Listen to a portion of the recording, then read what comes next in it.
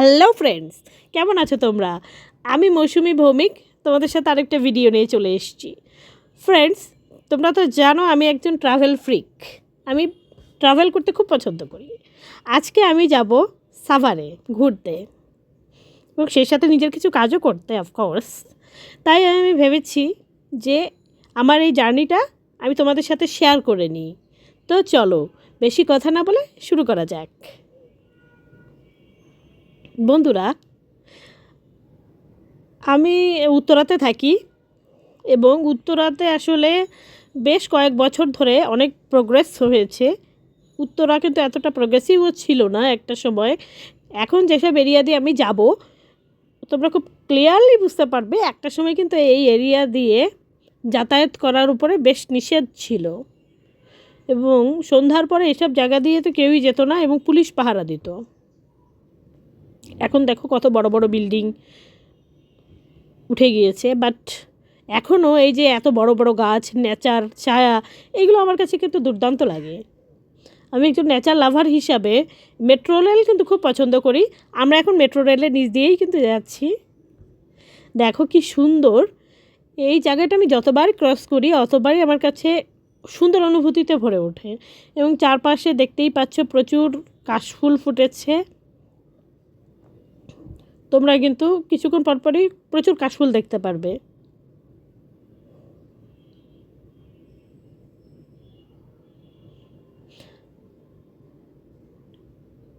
এরা হচ্ছে metro rail, এটা হচ্ছে উত্তরা সেন্টার মেট্রো স্টেশন থেকে আমরা সরকারি ফ্ল্যাটগুলোর দিকে চলে যাচ্ছি।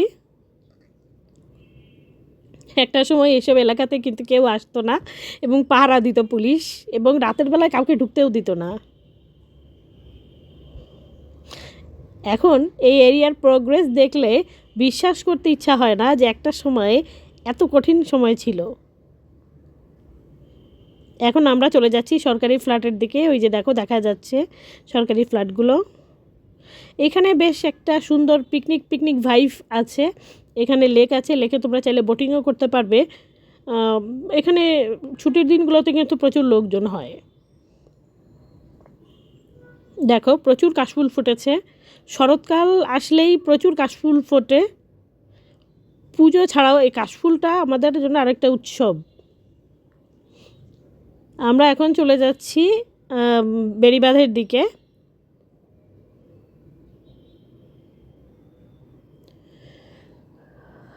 বন্ধুরা, সবাই আসলে আশুলিয়া বা বিরুলিয়া দিয়েই সাভার যায়।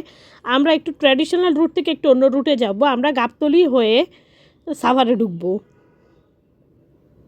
এই যে দেখো সরকারি ফ্ল্যাট এবং এর সামনে এটা কিন্তু বোট ক্লাবের জায়গা। এখানে কিন্তু তোমরা বোটিং করতে পারবে, এখানে ভাড়া পাওয়া যায় বোট। এই দেখো চারপাশে আসলে বালি দিয়ে নদী ভরিয়ে দিচ্ছে। তোমরা যারা এসব করছো তাদের প্রতি আমার অনুরোধ, আমরা যেন নেচারকে ডিস্ট্রয় না করে নেচারের সাথে শান্তিপূর্ণ সহাবস্থান করেই উন্নতি করতে পারি। কারণ নেচারকে যদি ডিস্ট্রয় করে দাও তাহলে নেচার একদিন না একদিন কিন্তু আমাদেরকে ডিস্ট্রয় করেই দেবে।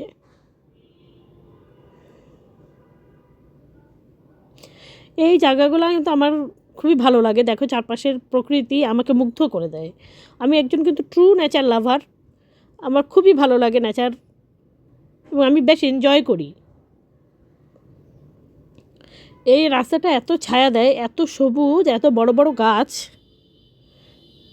যে আমার খুবই ভালো লাগে। এই রাস্তাটা দিয়ে যতবারই যাই আমার মন ভরে যায়। আমি আশা করি তোমাদেরও মন ভরে যাচ্ছে তোমরা যারা দেখছো।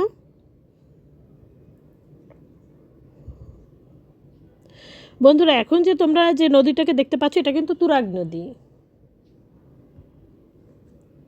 এবং এখানে একটা মহাশ্মশান রয়েছে হিন্দু ধর্মাবলম্বীদের। এটা মূলত একটা ট্রাক স্ট্যান্ড, নদীর পাশেই একটা ট্রাক স্ট্যান্ড এখানে। বন্ধুরা, এখন আমরা যে এলাকাতে আছি এই এলাকাটা হচ্ছে পর্বত। এটা গাবতলীর একটু সামনের দিকে। পর্বত বলে এলাকাটা ভালো চেনে।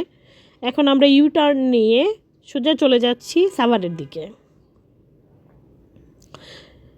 একটা সময় এই ব্রিজটা কিন্তু, এটা হচ্ছে আমিনবাজার ব্রিজ।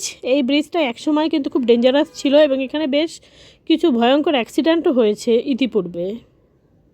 কিন্তু এখন দেখো সেই জায়গাটাতে কি সুন্দর ব্রিজ তৈরি করে দিচ্ছে। পুরোপুরি কমপ্লিট হয়নি, বাট যেটুকু কমপ্লিট হয়েছে ইটস অ্যামেজিং। দেখো বন্ধুরা, যাতায়াত ব্যবস্থার উন্নতি কিন্তু একটা দেশের উন্নয়নের পূর্ব শর্ত। কোনো দেশের যাতায়াত ব্যবস্থা যদি ভালো না হয় তাহলে সেই দেশের কখনো উন্নতি হয় না। বিগত কয়েক বছরে যাতায়াত ব্যবস্থার বেশ উন্নতি হয়েছে, আমাদেরকে আরও উন্নতি করতে হবে।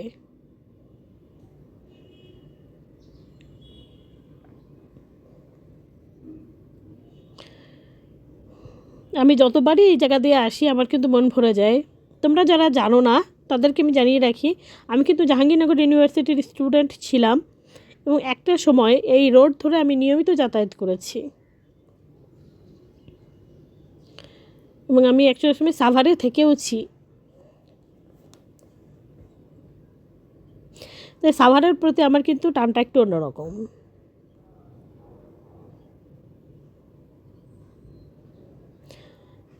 সাভার আমার কেন ভালো লাগে এটা যদি তোমরা জানতে চাও তাহলে আমি বলবো, সাভার শহর এবং গ্রামের একটা মিশ্রণ। একটু মফস্বল টাইপের এরিয়া, আমার কাছে খুবই ভালো লাগে এই মফস্বল টাইপের এরিয়া। একটা সময় সাভার একটু কম ঘিঞ্জি ছিল, এখন একটু বেশি ঘিঞ্জি হয়ে গেছে। এবং সাভারের নেচারটাও কিন্তু খুব পিওর। আমরা আস্তে আস্তে আমাদের ডেস্টিনেশনের দিকে চলে যাচ্ছি। আমরা এখন ব্যাংক টাউন পার হচ্ছি।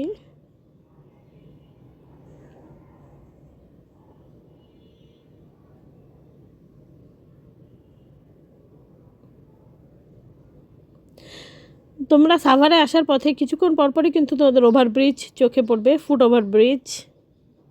এবং এইভাবে লেন সেপারেট করা রয়েছে এবং আরও সেপারেশনের কাজ চলছে। বন্ধুরা, আমি কিন্তু আমার ডেস্টিনেশনে চলে এসেছি। তোমরা এতক্ষণ যারা আমার ভিডিও দেখেছো তাদেরকে অনেক অনেক ধন্যবাদ। এভাবেই আমাকে ইন্সপায়ার করবে আশা করি আমার ভিডিওগুলো দেখে।